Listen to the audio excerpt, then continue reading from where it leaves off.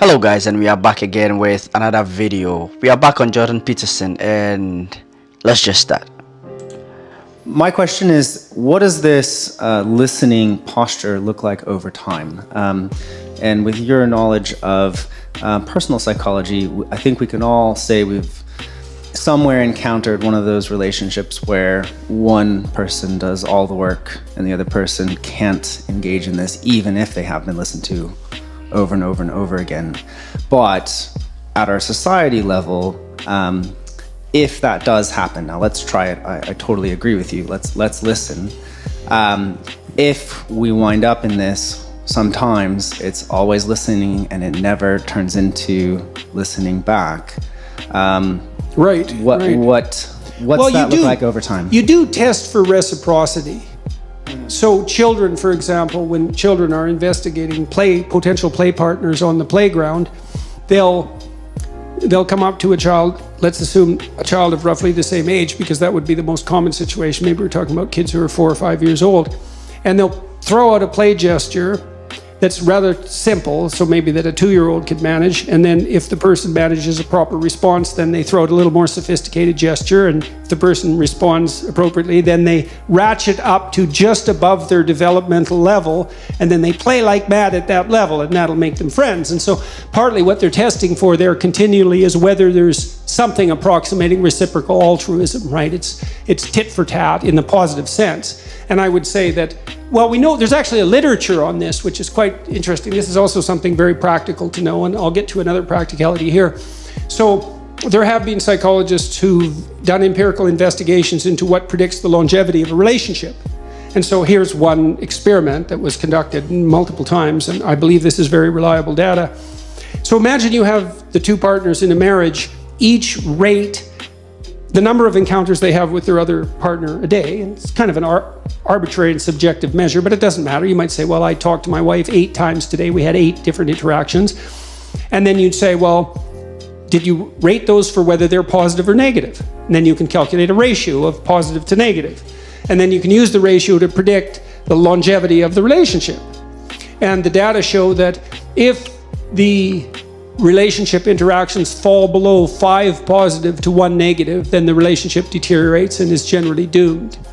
And so 5 to 1, it's a preponderance of positive interactions, but we're wired so that negative interactions hurt us more than positive interactions help us if they are of the same magnitude. So for example, people will work harder to avoid a loss of $5 than they will to attain a gain of $5.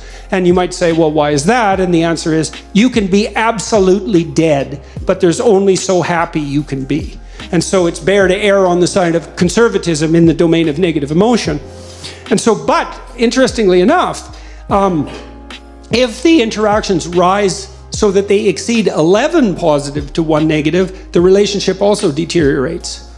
And so what that suggests is that there's it's sort of like smiles with teeth, right? You want a fair bit of positive emotion and reflection from your partner, but you don't want them to be a naive, dependent pushover who's afraid to stand up for themselves. And so you want to, because you're a nasty, horrible human being, and now and then you poke your partner just to see if there's anything there, because that's what you're like. And if you find out there isn't, you'll run roughshod over them, and you think you won't, but you will, especially if they're very good at implicitly encouraging that, which dependent people sometimes are. So you do assess for reciprocity, and the basic rule is you want approximately equal reciprocity in relationships that you want to maintain. Now, maybe, you have enough additional resource to be the giver more often than receiver in some relationships, but I don't even think that really works that well with children. You obviously have to take care of them, but it's not like they don't deliver the goods to you if you have a good relationship with them. And you want to some degree, to enforce that reciprocity. Now, you might say, well, what happens in relationships where that's impossible? And, well, I give you a practical piece of a suggestion on that front. And this is another thing you can do in your own household. This is so useful, man. If you get good at doing this, your life will get so much better. You can't believe it. Is watch the people around you, and whenever they do anything that you would like to see repeated on a regular basis, tell them exactly what they did in detail with, be positive about it, obviously, and just indicate that you noticed. And because I saw this when I was grading student essays, and so I taught this seminar for a long time, and I was trying to teach kids how to write. They were in their 4th year of university in the honors psych program. You'd think they'd bloody well already know how to write, but they didn't.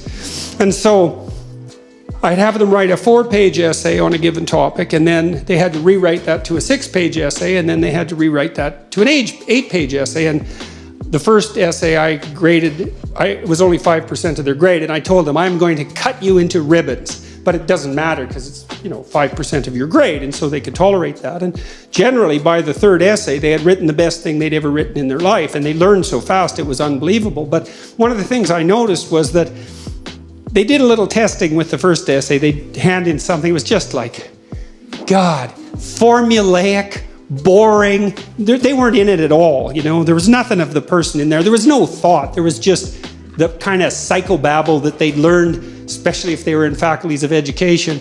And it was dry and dull, and everything about it was wrong. And so those are hard to grade, right? It's like, what's wrong with my essay?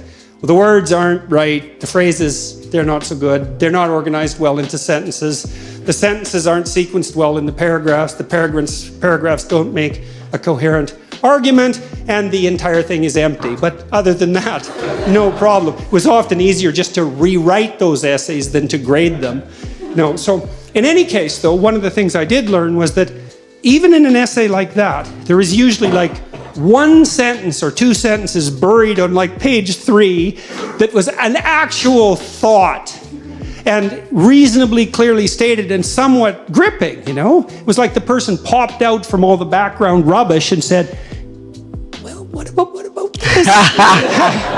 And if you saw that and checked it and said, hey, you hit the mark right there, the next essay would be like 2/3 that. And that was really fun to see. And then maybe by the 3rd essay, maybe it was all like that. And then they were really thrilled. It's like, wow, I wrote this, and it was sort of the culmination. Well, it was a 4th year seminar. It was the culmination of their career as a psychology undergraduate. So that was great fun. But you can do that in your own household. If the envious part of you isn't jealous of the revelation of the goodness of the person.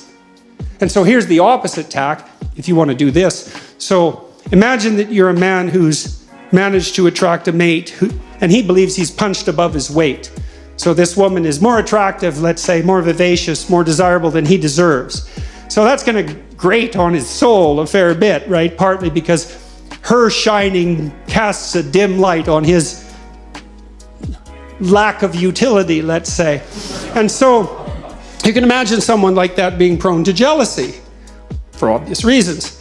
And so the best tack to manage in a situation like that, if you're that man, is to wait till your wife dresses herself up in a particularly attractive manner and then either fail to notice by occupying yourself with something trivial while she's attempting to gain your attention, or by criticizing her directly for what she's just managed to do.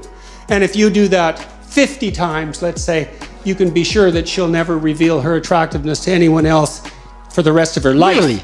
Including you. And you'll get exactly what you deserved. So that's the opposite of watching people carefully. Now, I learned this in part from Skinner, B.F. Skinner, the famous animal behaviorist, because he used all sorts of reinforcement contingencies to shape animal behavior. And Skinner was unbelievably good at this. He trained pigeons in World War II to guide missiles by pecking at photographs. So they could map the photographs onto the missile trajectory, viewing the territory underneath, Wow. and peck accurately enough to guide the missile to its destination.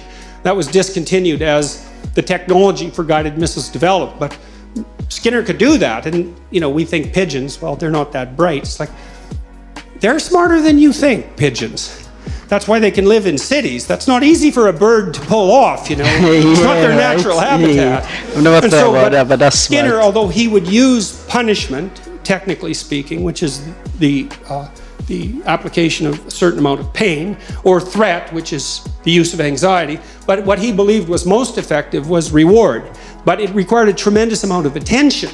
So, for example, if Skinner was trying to train a rat to climb up a little ladder and then across the ladder and then maybe do a pirouette and come down, which he could do with no problem, he'd wait, he'd just watch the rat, and then when it got close to the ladder, he'd give it a food pellet. Now, his rats were starved, by the way, down to 3/4 of their normal body weight, so they were pretty eager to work for food. It's not something you necessarily saw in the methodology section of the papers, but, and that's not a critique of Skinner, it's just an indication of how simplification takes place in laboratory experiments. But in any case, he'd wait for the rat to get near the ladder and give it a food pellet. And soon the rat would be hanging around the ladder quite a lot. And then now and then, just more or less randomly, the rat would put a paw up on the ladder. Food pellet. Well, then the rat would hang around the bottom of the ladder with paw up. Well, if he did that continually through observation, he could get the rat to do pretty much anything that you could imagine a rat could do, and then maybe some things you couldn't imagine. And this isn't a manipulative technique, by the way, although it can be used that way. It's not effective unless you do it with a certain degree of wisdom. You want to think, well, what do you want in your house? How about peace, tranquility, happiness, and humor? Something like that. It's not a bad first pass approximation. And you got to get that in your head. It's like, do you want that, or do you want the delights of endless martyrdom? Because you have to make a choice, and you might think, I wouldn't pick martyrdom. It's like, really? Really? You wouldn't, eh? You'd pick peace and happiness and humor, and so everywhere you go, that's all you're ever surrounded with. It's like highly improbable. So don't be so sure you're aiming up. But if you can orient yourself in that direction, and carefully, and knowing full well what the hellish alternative is, because you need to know that, then you can watch and see, well, when is this manifesting itself in the people around me? And then you can tell them in detail, I noticed today we're having a discussion at dinner, and you made a spectacularly witty remark right at the right time. And it was provocative, but not annoying. And so, good work. And then the kid, oh my God, I noticed. And then he's like twice as funny the next day, and maybe not in some unbearable manner. And that really works. It really works. But like I said, you have to quell the envy that would otherwise beset you, and you have to want to aim up, and then you have to not be jealous of the other person's goodness, and you have to be extremely attentive. But man, as a transformation technique, even in extraordinarily difficult relationships, which goes back to your point, there isn't anything I know of that's more effective. And I've been working with moderate Democrats in the United States recently, and with a number of Republicans, and suggesting that to the Democrats that when the Republicans do something that isn't absolutely malevolent and stupid, in your opinion, you might want to just say something. Like, that's not as bad as it could have been, something at least. And the same for the Republicans in relationship to the Democrats, and that because it's also one of the ways that you can reduce the tit-for-tat proclivity, right?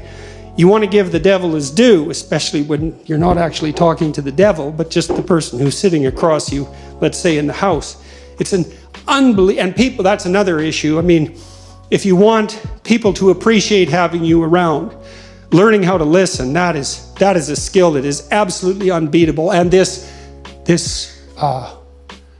technique of summarizing to their satisfaction, that works like a charm. And it's not, you might be a little awkward when you first try it, and might feel a little manipulative because you're not that good at it. But if you get expert at it, and you have the greatest conversations with everyone. I had people in my clinical practice who were extraordinarily impaired intellectually and suffering from all sorts of assorted pathologies in addition to that. And if I was listening to them properly, they were as fascinating as anybody I had on the, say, more able and competent end of the spectrum.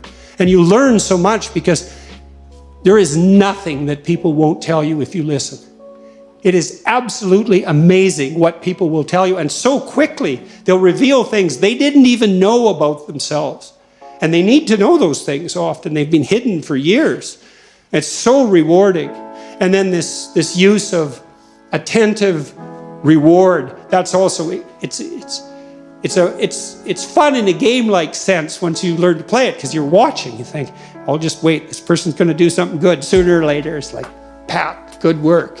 And people are so thrilled that little manifestation of goodness in their heart that managed to sneak out past their cynicism and boredom was recognized. They're so, what is it? What is it? It restores their faith in what's good inside them. It really does.